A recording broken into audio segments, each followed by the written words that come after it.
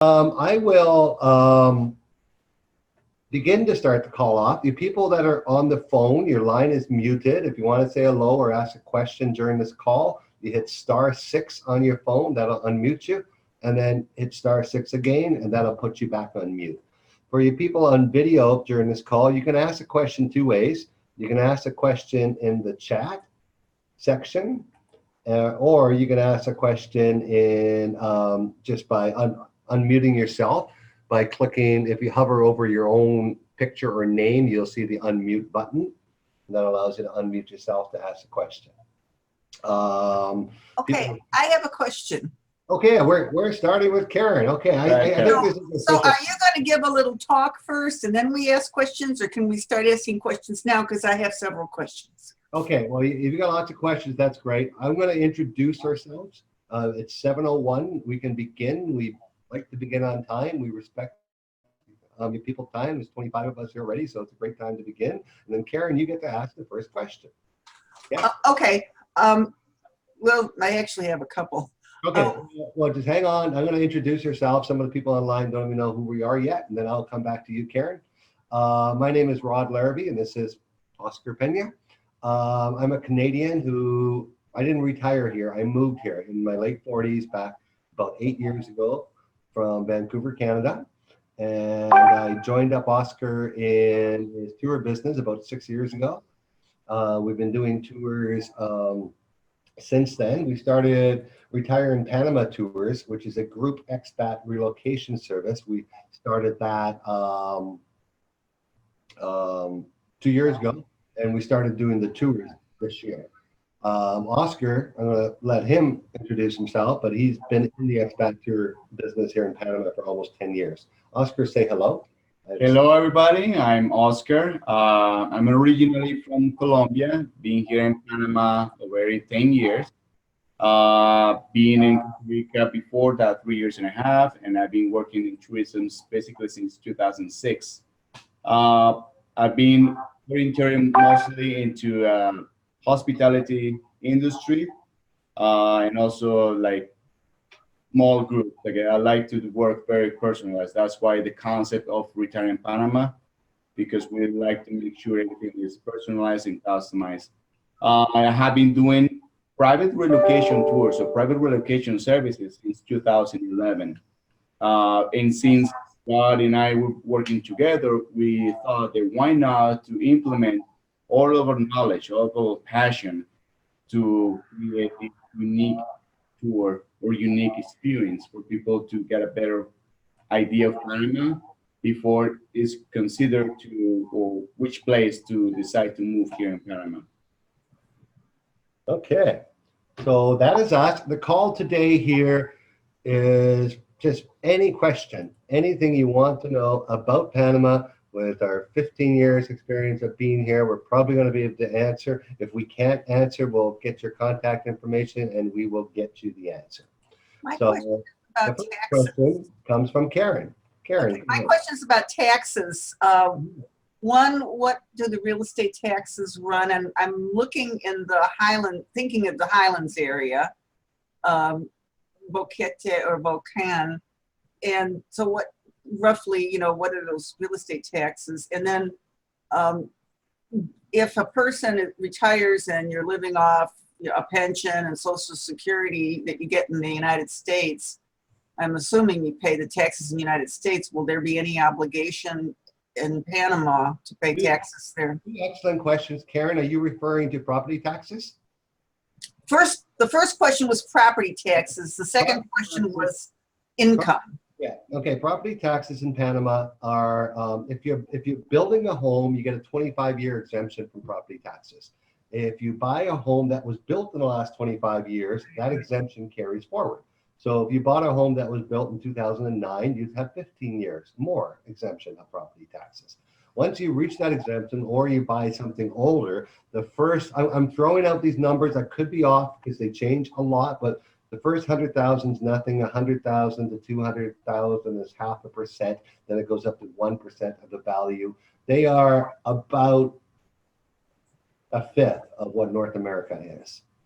So if you bought a $500,000 home, When you take the first 100,000 is nothing, and then you take the 1% of the next value, and it's going to be $1,500 or something. Yeah. The second question is income tax. Panama is a territorial tax system, which means you only pay income tax from Panamanian sources. So you do not have to pay income tax here on any sources outside of Panama. So if you hold a job here or work here in a business, you pay income tax on that revenue, but you do not pay income tax on your foreign investments or your pensions, stuff like that. Mm-hmm. Okay. Does that answer your questions? And feel free to ask many more. Mm-hmm. Hi, Oscar, Rod.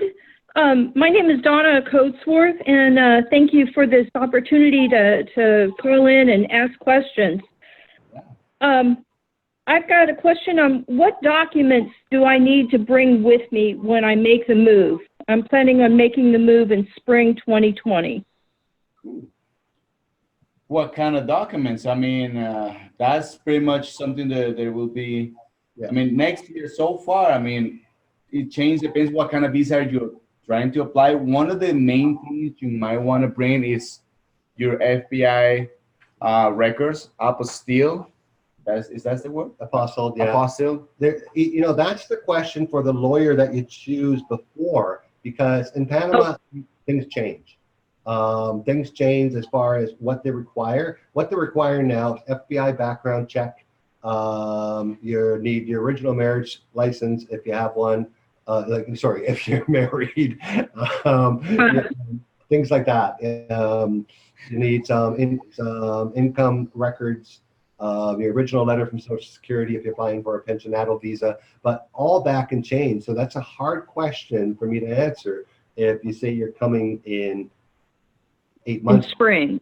Yeah. Yeah. So should I go ahead and contact an attorney, a Panamanian attorney, and kind of get the ball rolling? Yeah, I wouldn't do that through the yellow pages, I tell you that much. Yeah. Don't get your lawyer in the yellow pages. That could go wrong. I deal with it too often. People phone me and say, "Hey, I need some help. I can't get hold of my lawyer anymore." I'm not saying all Panamanian lawyers are unscrupulous, but some of them are. You need to make. I figured. Yeah. Yeah, I figured I would go through Boquete Ning, just see if people offered some references. Yeah, you ask for referrals, talk to a few of them, stuff like that. That's the best way to do it. And about 3 months before you're going to make the move, because everything has to be dated appropriately. Your background check can't be more than 3 months old, is it, Oscar, now? Yeah, 3 months is tough. Yeah, it used to be 6, now it's 3. And then you got to get all this stuff apostilled by the Panamanian embassy in the U.S., and that has to be done within a certain time frame. So getting the ball rolling, if you have a date, okay, my flight's going to be this date, about 3 months before, you should have your attorney picked up. So he could give you a checklist of what you're going to need to bring with you. Because there's nothing worse than getting here, you don't have something, you got to go back home for it. Yeah, very true. Okay. Thanks a lot. No problem. Okay, what else, you guys? Who else has a topic we want to? Wait, there we go. You guys can say anything. You're on mute. I have a question about the visa and whether that relates to a second passport. Depending on what visa you're going to get, if you're going for the pensionado visa, no, you won't be able to get a second passport. If you get a friendly nations visa, after 5 years, you'll be able to apply for a second passport.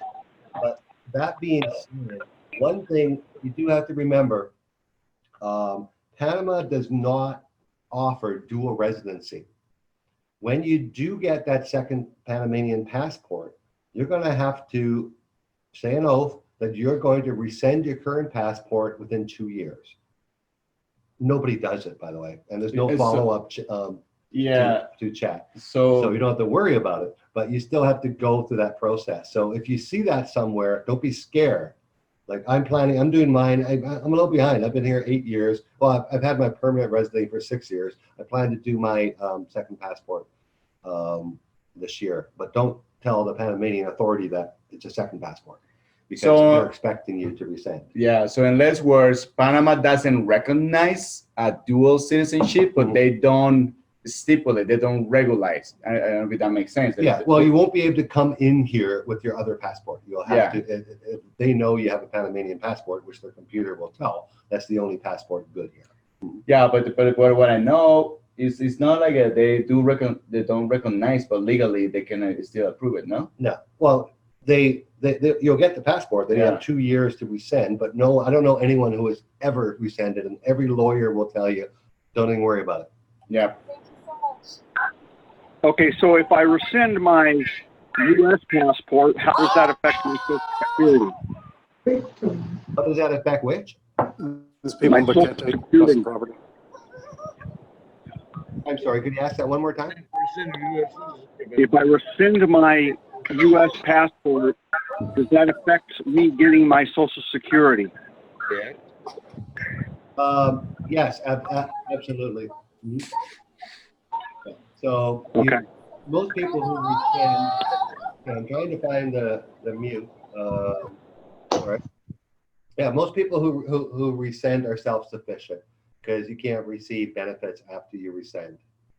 Yeah, basically, when you resign as a U.S. nationality, you resign in everything, benefits included. Yeah. Mhm. So you're no longer a U.S. citizen. Mhm. That's the other. And you will require a visa to get into the U.S. Exactly. Because So you don't want to lose that.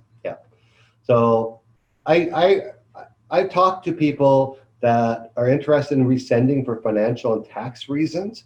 Sometimes that can be a huge benefit. Come on, we all know that one of the founders of Facebook did the same thing, moved to Singapore, his whole family, and got married there and rescinded his U.S. passport. Facebook goes public. He didn't pay any U.S. taxes.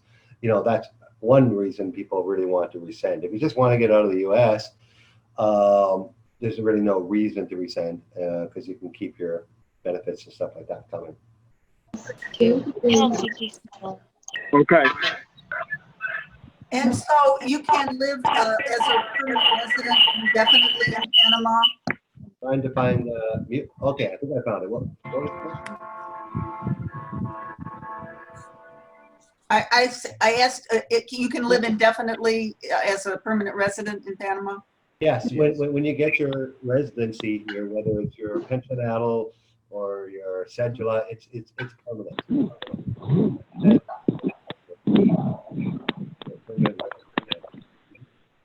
The only time you have to renew it is if the ID, the plastic get damaged or you lost it. But other than that, you keep. Yeah, I know people I've talked to from Thailand. They have to pay up to $10,000 a year to renew their residence. That's quite common in many countries, but not. You know, I couldn't understand what you said. Could you repeat that? Yeah, once you have permanent residency, no matter what visa you come on, it's permanent. You never have to pay again for it. Like Oscar said, you got to get a new card every 5 years, for $20, but that's about it. Mm-hmm.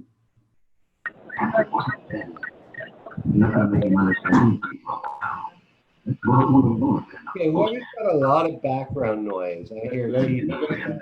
Just try to keep it if we are on a video. Try to have any TV or other devices in low volume, so otherwise the noises. People on telephones just hit star 6. I'm going to do this a little different way. Everybody. Okay, I've muted everybody. And okay, so whoever wants to ask a question, you got to unmute yourself. You hover over your name and hit the unmute button. And people on the phone, you hit star 6. But I'm going to answer a question in the chat. Says, what type of health insurance policies are available? Many. Health insurance is something that we really, really spend a lot of time on our tours, meeting with some of the experts in this area, because it's so different for every person. I see on this phone, I can tell by the phone numbers, we have Canadians here. They have a lot of Americans who you guys are used to paying a lot for health insurance. There are a lot of worldwide policies here. Medical services are a fraction of the cost here than they are in the US and Canada. So your health insurance is a lot less. Most people, now these are numbers I can give you that I can pretty well, I can confirm If you're 65 years old here, you can get a worldwide plan with no deductible here in Panama and a $2,000 to $5,000 deductible worldwide for $2,400 a year, like $200 a month. So, of course, if you're 75, you're going to pay more for that. If you have a pre-existing condition, there's going to be some issues with that. Panama, well, it's not Panama, most of the world. Some of the big health insurance companies, they're from Europe, they're from Spain, like all the big worldwide ones. They don't cover a lot of pre-existing conditions. And by pre-existing, I'm talking serious stuff. Like you have diabetes and you take insulin. And, heart conditions. Yeah, things like that. And that's worldwide, because even when I used to live in Colombia, I used to work for the private company, the prepaid plans for insurance. And the pre-existence is one of the main things, according to the age or what kind of pre-existence it will not cover.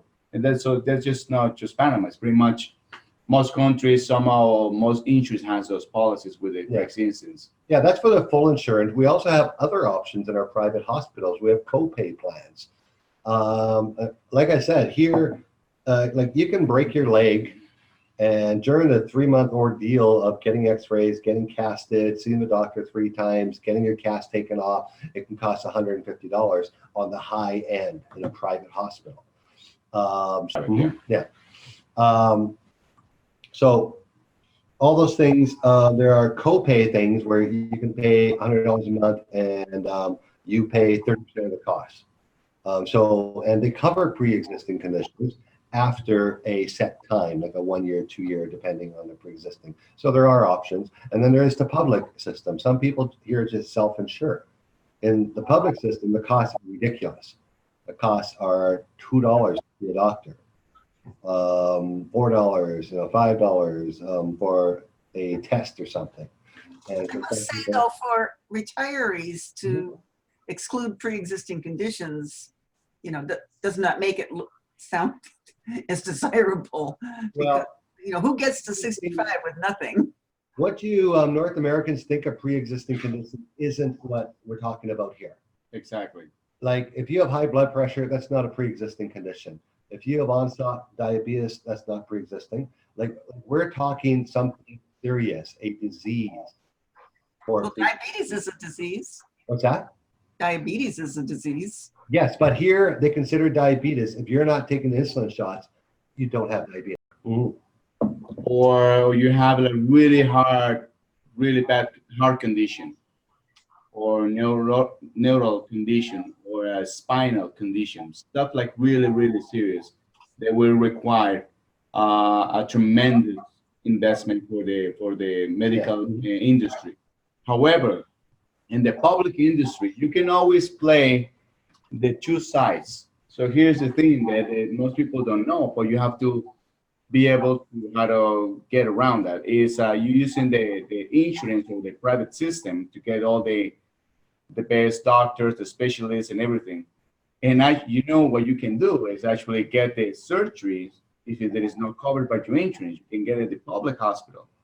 It seems a little bit complicated, but it's possible. And you end up paying ridiculous amount of money, like ridiculous affordable.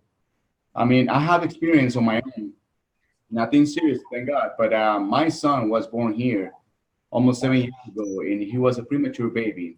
And he was born in a public hospital in David, maternal children's hospital. And he was also on top of that, he's an in vitro baby. So it was a high-risk pregnancy.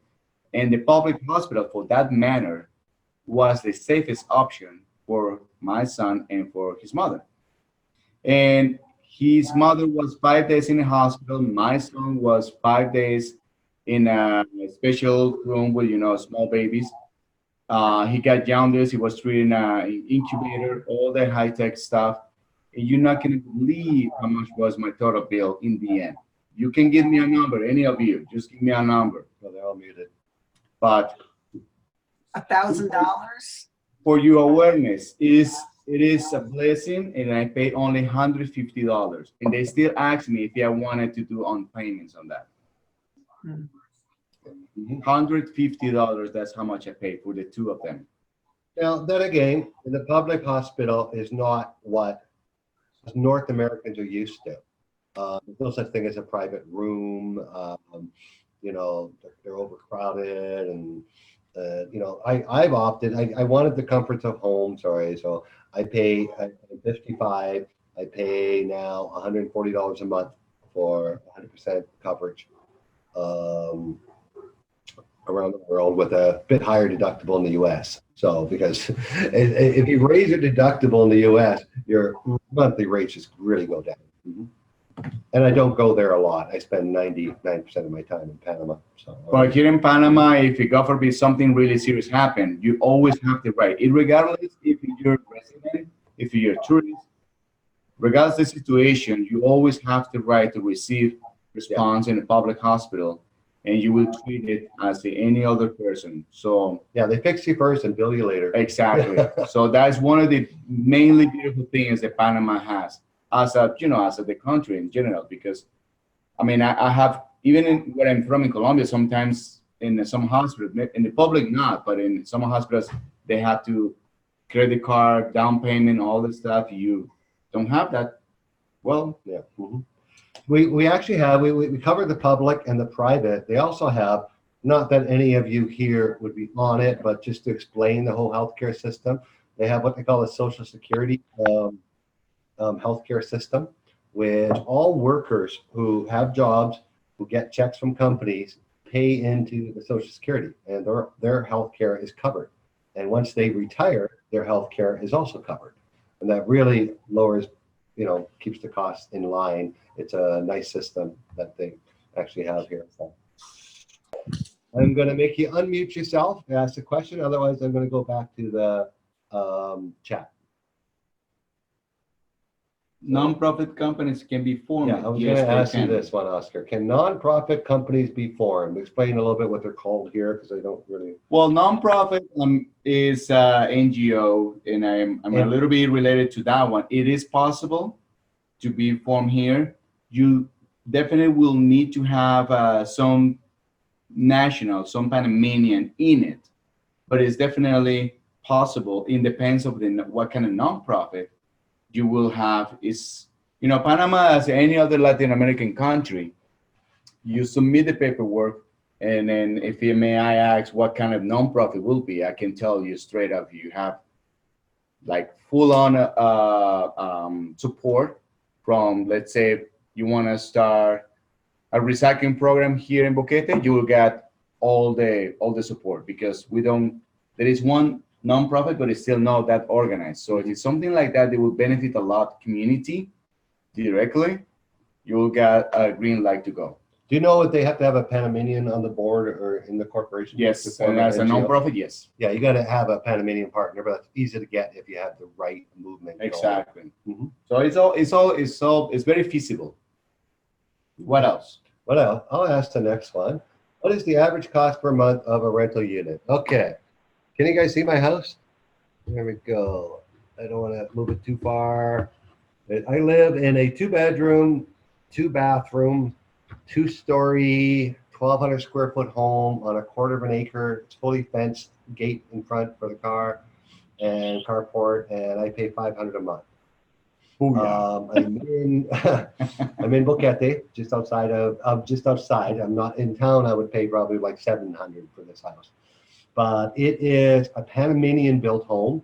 It's got a smaller kitchen, and you know, there's no granite countertop or stainless steel appliances. If you want that, you're probably looking in this area in the 700 and above. So an average cost, there's a budget for everyone here. Yeah. You could live in a little town of Delega for $300 a month to rent a place. Or you could live in Coronado on a 27th floor for $3,500 a month. Or you can live in a farming side of the Lega also for $80 a month. Yeah, yeah. There's some really low cost alternatives, and there's luxury available here. Yeah. Also, like we got. You're talking about rental, you're renting. Renting. Yeah, I still rent. It's $500 a month. I was crazy when I came down. We just started business. We still don't have money to buy a home yet. Yeah. We hope maybe in 10 years. You'll have the 3,500 a month in Coronado. Well, right now, in Boquete, rents are a good price, where homes are a little more. Like I couldn't buy a home. I wouldn't get a mortgage, but if I was getting a mortgage to live in a 1,200 square foot, 2-bedroom, 2-bath home, it would be more than $500 a month. So it makes sense to actually rent. And I don't have to worry about fixing anything or painting it or doing all that stuff. So, yeah. And you have freedom. Rod, Oscar, this is Donna. I have a question. How strict are they on the 6-month rule when before you get your pensionado visa for staying for 6 months and then having to leave for 30 days and then coming back before you can come back? Well, you know, that situation is a gray zone in some degrees. It's a touchy one. It's a touchy one because a lot of foreigners have got away with after 180 days. It's not 6 months, it's 180 days. Because people Good to know. months where it's 180 days. And they actually count it. And they're counting the days. Yeah. So people have got away just going for a week and come back. Or even 3 days. Or even Yeah. 3 days. But it is, if you go internationally outside Panama, let's say you go from Panama, you could take a short trip to Colombia, and that's international in and out. That was more flexible for the immigration office to do that. But if you go to Costa Rica for 3 days, that could be a big no-no. Yeah, if you're reading the forums, the border hops are over. Don't do that. Yeah. I know an entire family of 5 that tried that. They had a house rented here, a car, pets, everything. They were told no. Yeah. They had to fly back to the States. Imagine the cost of Yeah. flying all 5 of them back to the States for a month and then come back in. So don't. But Donna, your question began. Your pensionado visa shouldn't take you 6 months. No, it wouldn't, because before, unless you haven't decided yet Yeah. to stay.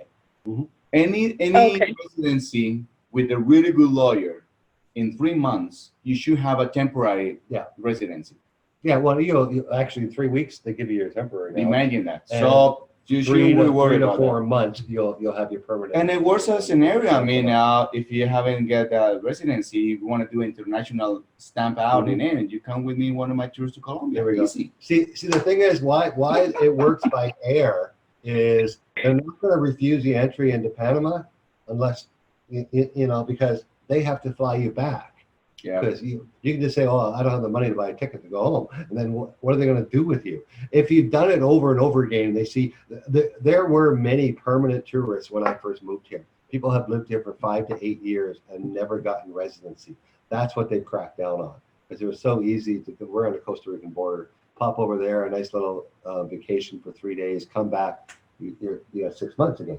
But the other thing to remember too, that you have to, rather than playing with stuff like that, your driver's license is only good here for 3 months. 90 days. Yeah, 90 days. I know. There I went with the month thing. Your driver's license is only good here for 90 days. Mhm. So what people usually do, if they've decided to move here, they come. They have their stuff, as we were talking about at the beginning. They have all their paperwork with them. They meet with their lawyer the first week here. Within the end of that month, they have their temporary card. And then they take that temporary card, they go get their driver's license authenticated at their embassy and the apostle done, and they go get their driver's license. And with 4 months, they have a permanent card and they're good to go. That's the right way to do it. And your good lawyer Okay. will lead you through that entire process. Mhm. Thank you. Thank you. You're very No welcome. problem. Mhm. You get that? Okay, let's ask a question. When I relocate to Panama, can I move my household goods, excluding furniture, into country just as I could move domestically? Technically, yes, depending on how much you want to bring. You're allowed, on the pensionado visa, you're allowed to bring in $10,000 duty-free. So that pretty well covers what you're talking about here. If your stuff's really expensive, you just wouldn't price it like that. You would just, price it as used stuff and under $10,000. Yeah, but to address that, just be aware that personal experience, we have been dealing with some brokers importing or exporting back to US. Sometimes getting the where you will save the money for the taxes, it might be you have to wait a long time because you have to get your pension out of status first. You have to get a lot of more paperwork. You have to get some lawyer to get the paperwork when you wanted to not pay the taxes. So in the end, Yeah, because you're storing your stuff for 4 months as you get your permanent pension out before you can actually bring it in duty free. And the difference in the end, I don't think it's that much. Yeah, it really doesn't matter. But we have access to some excellent less than container load guys that can move that stuff for you. That can, so you don't have to worry about your listings and worrying about duties and stuff like that. And then on this call, Oscar and I understand that not every one of you is going to book a tour and come with us, although we would want you to. Of course. We would have 3 tours here. Come on, guys. And we want you guys to come have fun with us and just get to arrive here. So if you need any assistance, like if you need a legal recommendation, an insurance recommendation, a freight forwarder recommendation, just go to our website, fill out that contact form, and we can get back to you. Like we're not going to, our reputation depends on it. We're not going to steer you wrong. So. But trying to all the main things that we try to, our mission and our vision is for you guys to have the most accurate information. We try to be the messenger for some of that, and we hope you guys can appreciate our expertise and come to join us, come to see the options that we can show you in Panama and learn about Panama, because it doesn't matter how much you can read here about Panama. It's way different when you get to experience yourself. Yeah, for sure. The experience, nobody will take that away with you. I mean, in some of my videos, I said to you, don't take it personally. Whatever I say, Rod say, everybody says.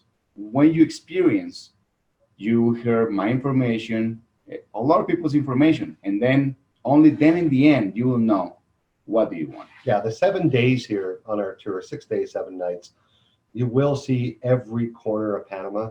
You will understand the culture. You will, see what you're dealing with the language. And the best thing about our tours is it doesn't end on that day that tour starts. We have somebody arriving who went on one of our tours that is moving here. She arrives on the 15th. We've been chatting with her on WhatsApp today about different things we're going to do when she gets here. I'm going to take her to Costco. As a matter of fact, Diane knows her. Yeah. Renee. Yeah, Renee arrives here on the 15th. So, and then we have another couple that went on one of our earlier tours back in May. They arrive here on November 15th. November 15th, and yes. Oscar is meeting them at the airport and going to help them with their dogs that they're bringing in. And so we do all that. Like, it's not just a tour, it's the whole thing, hold your hand through the whole process, which can be a little ugly at times. Yeah, and also just for your awareness, all of you guys there, and you're listening to us and seeing us, besides of the 10 people group tour, we also do customized private for just a couple, 4 people. And because sometimes people just want to do 2 people. And I have done it several times. And we have one private tour booked in November and one in October. Yeah. So the private tours, like some of you might be in that, hey, JB, some of you might be in that situation that private tour is better for you. In a private tour, obviously it costs a little more money. Most of our private tours are fairly high end, but they can be designed based on your budget. And some people are interested in investing in Panama. They're interested in property investment, bank investments, stuff like that. And we get into that stuff on our private tours, and it's totally 100% discreet. Your name will never be shown and your face will never be shown on our social media platforms or stuff like that, and confidentiality agreements, that whole thing. But anyways, we got to stop the self-promotion and get back to the questions. My chat is filling up. Anyone, okay. Anyone want to unmute yourselves and ask a question? No, I'll get back to chat. Leslie and Ben, Leslie want to ask a question. I see Leslie sitting there in the kitchen, and she says, I see Leslie. She wants to say something. Leslie, come on. Come on, Leslie. Well, like it says in my chat, I just want to know what's the best part about being in Panama? Okay, you go first. You know, the best part about being in Panama, honestly, lifestyle. Here's the thing. When you move here to Latin America, specifically Panama, I always say to my people is, you're not in Kansas anymore. That means all beautiful things. It can mean also some challenges. You know, it's not problems, there are challenges. The lifestyle here is unique. I live in a small town on the mountains, drinking one of the best coffee in the world. And I can wake up, have a nice sunrise with that. And I can spend a sunset on the Pacific coast. And I can drive only 2 hours. So lifestyle is just unique here. I mean, the country, the size and how is the geographic of the country is just makes it so easy to have a beautiful lifestyle here. You don't have to get a lot of money. I mean, of course, if you want to, rent a jet or drive a Ferrari, stuff like that, that's different. But all I'm saying is the most unique things about Panama is also you will learn different culture. You get more into like sense of the community because Panama is still a young country. Panama only has been real independent since the year of 2000 when they gained the Panama Canal back to management. So that brings a lot of the beautiful things, but also brings some challenges. But for most people, everyone that wants to move here to retire, they already have everything figured out. It's just paradise. And of course, I mean, I will not say that you don't have to like take precautions with the safety because it's just another Latin American country, but it's very safe, Panama, compared to many other countries. And then you can do so much and have healthy life. All the fruits and vegetables per se in Chiriquí, we produce over 75%, all the fruits, all the vegetables in the whole country.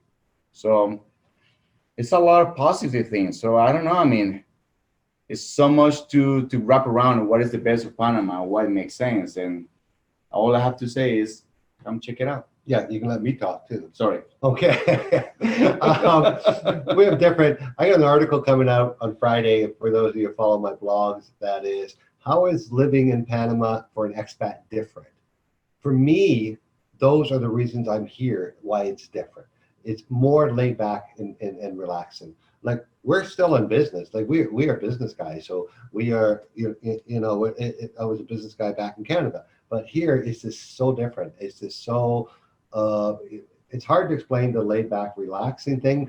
To some people, it bothers them because Panamanian people are also very laid back, and things don't seem like they're getting done. But to me, just the laid back and relaxing. And for me, it's kind of like a flashback to the 1970s. Like lots of areas here that when I look around, hey.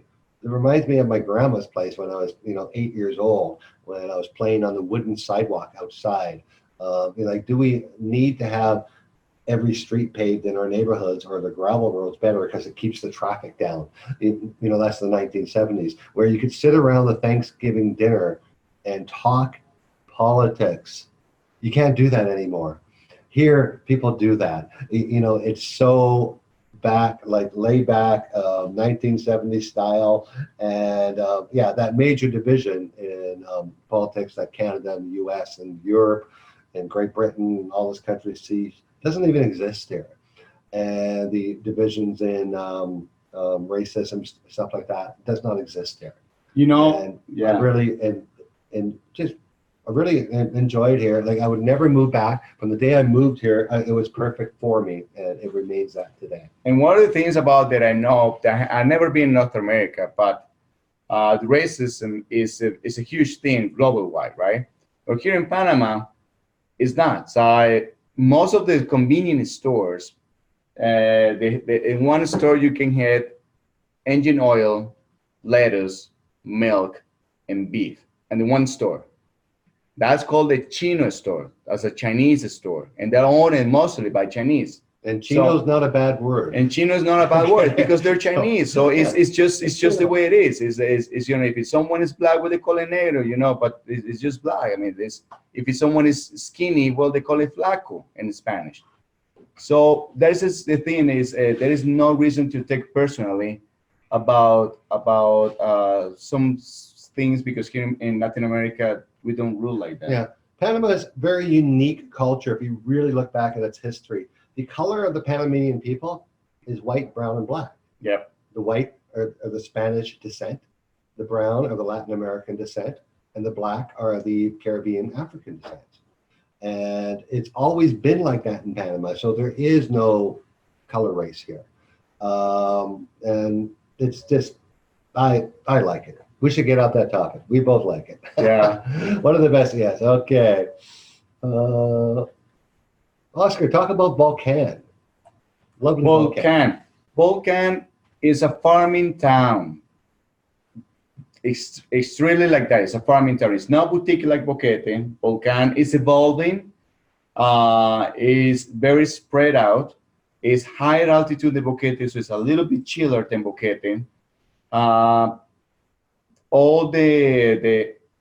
You won't see any more than 3 floors homes or building.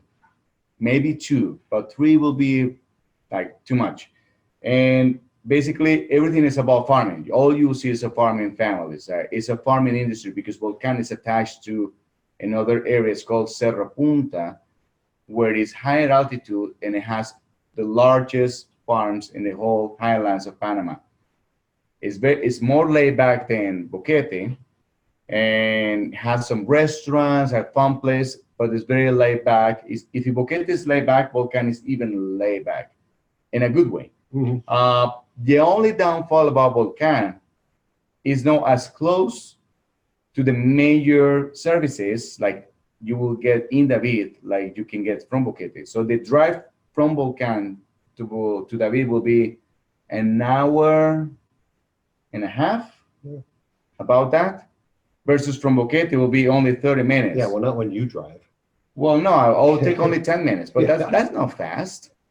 No, I'm just kidding. It's only 15 minutes. Lots of expats live there. Like if you really want a nice piece of property, maybe an acre, maybe have some chickens and some goats on it, that's the place to be. And you don't want to see your neighbors, and you don't socialize a lot and don't want to be involved in clubs. Yeah, but in Volcan, you have to be friendly with roosters, cows, all the noise from the farm. Yeah. Here in Boquete, we don't want to just pump up Boquete because Oscar and I, especially since we've been doing the tours, I'm falling in love with other areas of Panama.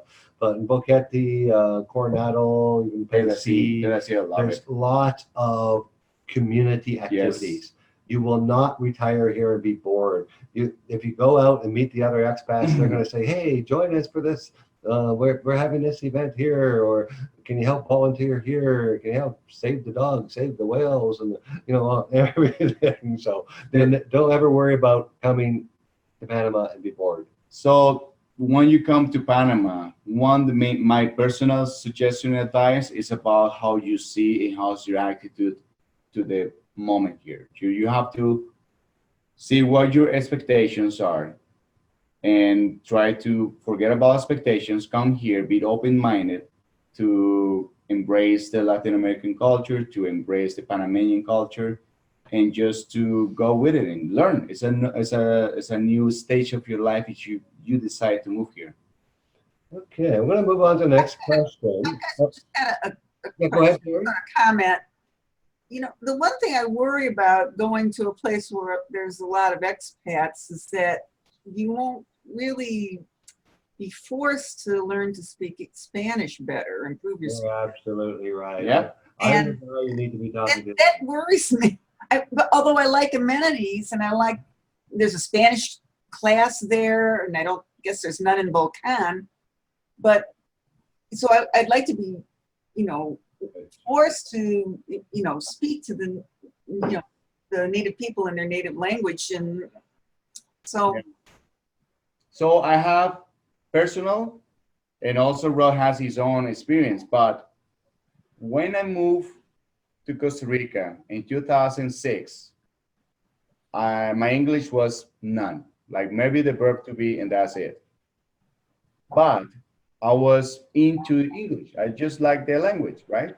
And I was into the profession in tourism. So I just forced myself and I hang out with the areas. So it's all about always what is like your intention.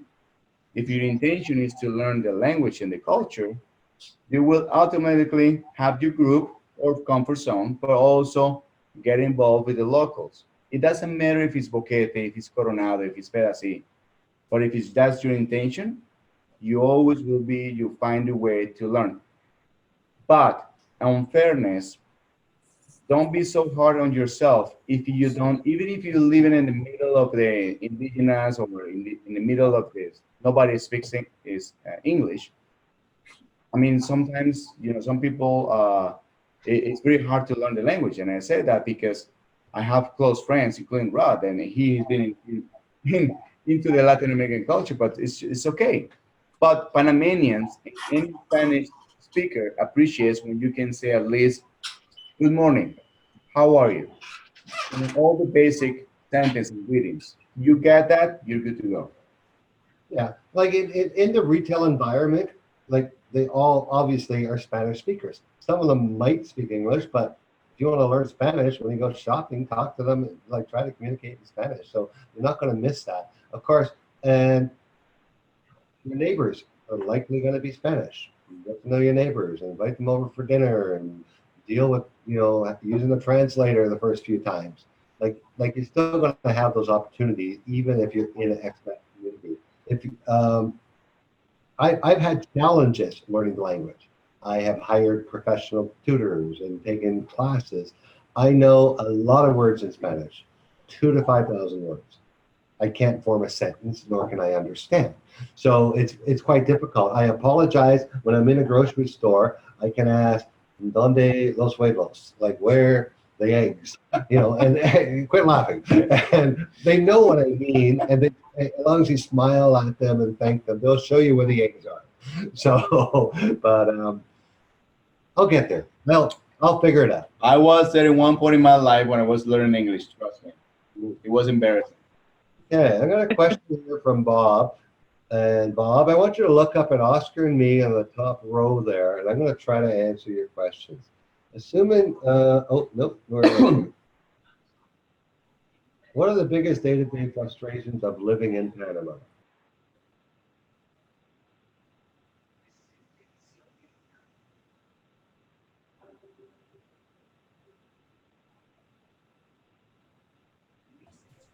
Power goes on.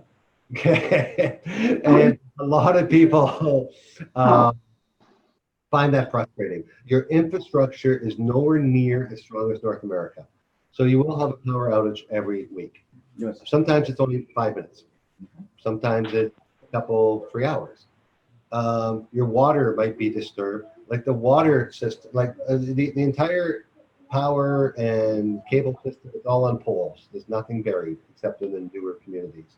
So thunderstorms take it out. Somebody hits a pole on the highway, takes it out. Your water, some areas are worse than others. You might be without water sometimes. A lot of the rentals and homes have water backup systems. If you're prepared for it, it doesn't get that frustrating. If the power went out right now, you would see just what happened there. Like all the lights would go out, but we would still be talking because I have a battery backup system that runs my computer and entertainment systems. And I have lights, backup LED lights that come on in the house.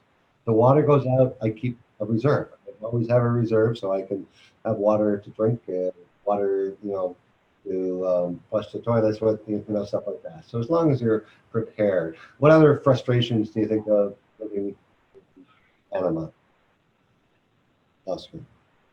I mean, the other frustrations could be the things not getting done. As that's all about the expectations. Like, let's say you want to get fixed your car or your something in your house, and the person you hire, they say, "I'll be there tomorrow."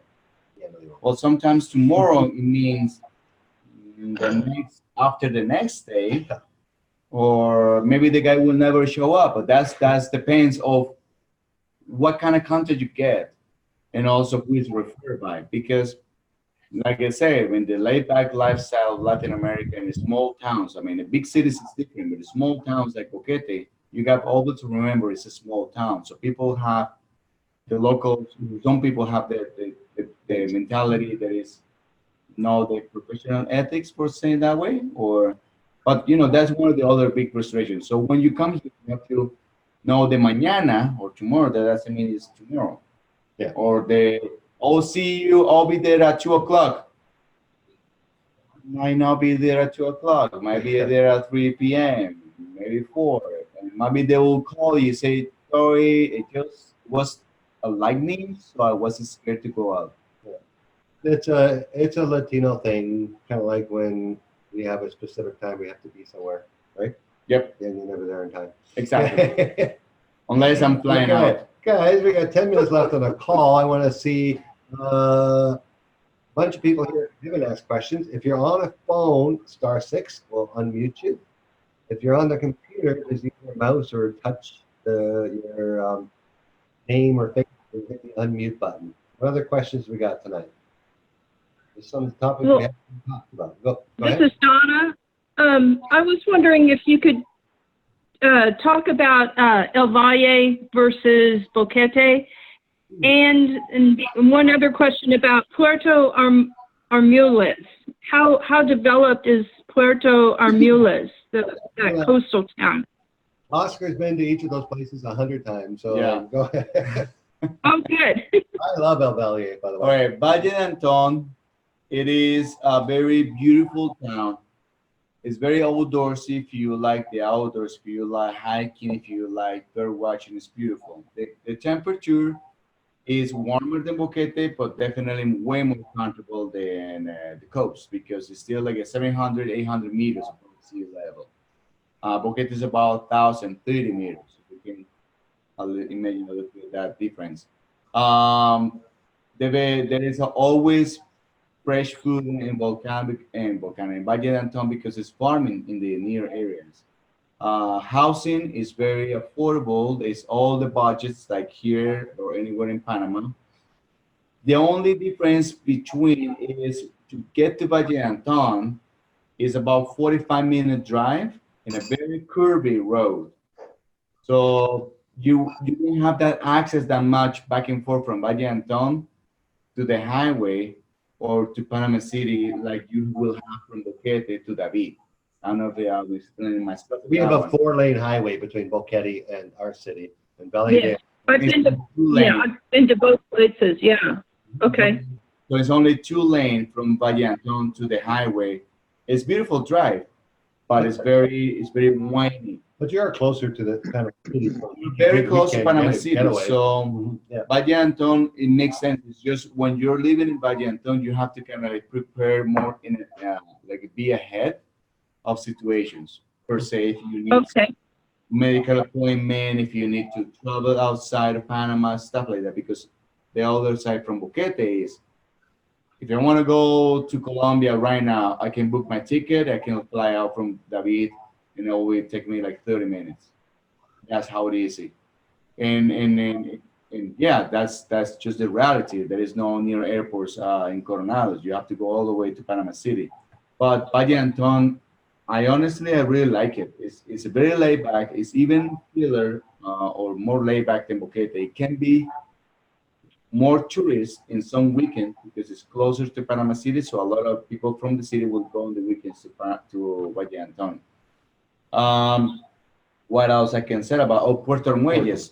Puerto Muelles is a beautiful destination. Is has been slowed down because long time ago used to be Chiquita Bananas, and there was providing all kinds of infrastructure works for the whole area of the Puerto Muelles, and they left because some issues with the town, and the town basically has been a little bit like nothing happening for the last 20, 30 years.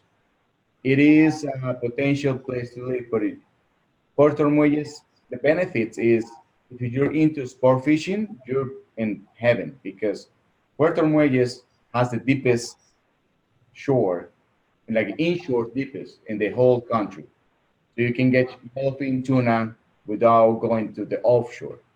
And it's close to Costa Rica, but it will be like about an hour and a half to David if for some emergencies. So it's still working on the process to get Puerto Moyes more developed, like it is located, like it is Pedací, like other areas, in central provinces. Land is very affordable. You can find very affordable land, but it will be more like according to number one. If you don't have any healthy issues, you have to get checked out by the doctor quite often, and also if you're into fishing and it's not as luxury that town. It started getting back again up. We decided not to go there on our tour. It could be added at a later date. Currently, there is only a public hospital there. There is really nothing private. You are an hour and a half to 2 hours from a full-size grocery store. Yep. So it's just not like we have to take people where the most people in our vehicle, like the 10 people, are going to end up in Porto or Moyes. It's not. If you are interested, we have the option of staying a day or two extra, and we'll take you there for sure. You know, our tours always have flexibility at the end, where maybe you want to go to Bocas del Toro and hang out with the backpackers, or maybe you want to go to Porto or something, and we can make arrangements that you get there. But stay tuned because I'm going to do an episode, Oscar on the Streets, about Puerto Moyes, so you can see a little bit what is about Puerto Moyes on screen. What you just said, I'm a little hard of hearing. Oh, just repeat what you said about. I said that I'm going to do a video. I have this YouTube channel. It's called Oscar on the Streets. So basically, I show about a specific spot and talk about it so people can have an idea, a better idea what it is, that spot. Also, sometimes. Oh, nice. Mm-hmm. Okay, and starting to wrap up, Diane, you're unmuted. You were here with us, was it 2 weeks ago? Yep. Yes, yes, August 25th. Yeah, you spent some time with the tour group that we had here. You have a background in travel and booking travel for people. So tell us what your thoughts are. Okay, well, I had the opportunity to hang out with these guys in Boquete, and I recommend y'all need to take the tour because they are awesome. And the cute little story I wanted to tell was before they got to Boquete, they were doing the tour from Panama City. I hung out at the Buckle Tip Coffee Studio down in the main square of Boquete. And I ran into this cute little couple who they do the YouTube videos as they travel, and they've got a following, and they've got so many subscribers that they actually have advertisements on their YouTube, but they have come from the United States in a converted school bus. They've made it a motorhome, and they video everywhere they go, and I happened to be in the Buckle and Tip Coffee Studio when they were there. And their intentions were to continue to Colombia and go through South America with another couple, but they have decided to settle in Boquete. And they're actually buying land to start one of the tiny homes communities or something that they said they're not able to do in America because it's illegal or something. You can't, I guess, have more than one tiny home on a parcel of land, but they want to have a whole little community and do organic gardening and all this kind of stuff. But I just love their spirit of adventure, and I love the fact that, they got to Boquete and they fell in love with it, which I did too. And I actually had discovered it a couple of years ago, and that's how I got to meet up with Rod and Oscar there. But I definitely recommend you guys taking the tour because they are first class and a lot of fun and so informational. There's just so much information. The meeting the afternoon with the lawyer and the banker and the real estate agent it's just so helpful help you make that decision on moving to Panama and making it, your new life. Yeah, Well, thank you, Diane. for sharing with us, Diane.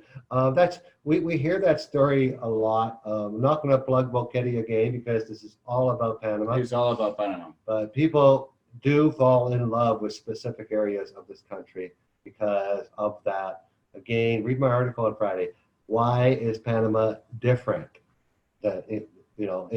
A lot of people are looking for something different in their lives, whether they don't like where they are now or they're just ready for a change. Well, Panama is just so agile. It just makes sense. I mean, the way how you can go from the mountains to the ocean, to the Pacific or the Atlantic, from, if you're living in Pedasi, which is an amazing area, and the peninsula of Azuero, and that's a whole area that is just beautiful. It's a little drier in the dry season, but stunning. And people, the sense of community, people love that. And even from Pedasi, you can still go in a fair amount of hours, to Santa Fe de Veraguas or some other area. So it's just agile, the country. Okay, before we get cut off and the meeting just ends, if that happens, we apologize, but sometimes with Zoom, this is a paid service, but you're only supposed to get an hour, but they give you some time to go over. So, but I do have some last minute questions. Hey, JB from Thailand, how are you doing? We've talked before several times. I know you're going to come with us and tour with us. The 180-day visa, this is something new, by the way. The 180-day visa is now for all citizens of the countries that are allowed, including Thailand. There was a 90-day visa, and those are for some countries that had visas already to Canada, US, and countries like that, but now they're all 180 days. So Thailand is on the list. I checked it last week for 180-day visa allowed upon your arrival.